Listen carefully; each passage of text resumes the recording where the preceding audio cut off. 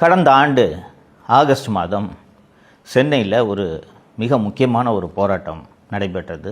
ஒட்டுமொத்த தமிழகத்தின் கவனத்தை ஈர்த்த போராட்டம். அந்த போராட்டம் என்ன போராட்டம்னு கேட்டிங்கன்னா, சென்னை மாநகராட்சியில் பணியாற்றி வரக்கூடிய துப்புரவு தொழிலாளிகள், 2 மண்டலங்களைச் சேர்ந்த துப்புரவு தொழிலாளிகள் தனியார் மயத்தை எதிர்த்தும் பணி நிரந்தரம் கோரியும் சென்னை மாநகராட்சி கட்டிடம் இருக்கக்கூடிய அந்த ரிப்பன் மாளிகை வாசலில் 2000 தொழிலாளர்கள் அமர்ந்து போராட்டத்தை தொடங்கினார்கள்.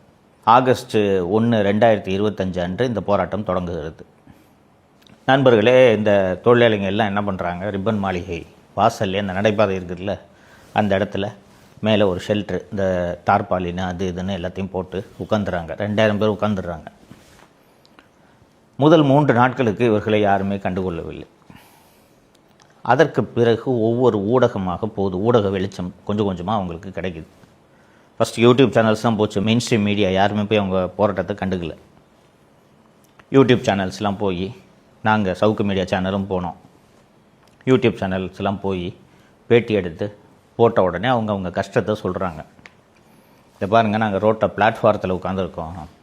பெண்கள், பெரும்பாலும் பெண்கள், துப்புரவு தொழிலாளிகள் இல்லைங்களா, பெண்கள் இருக்கோம்.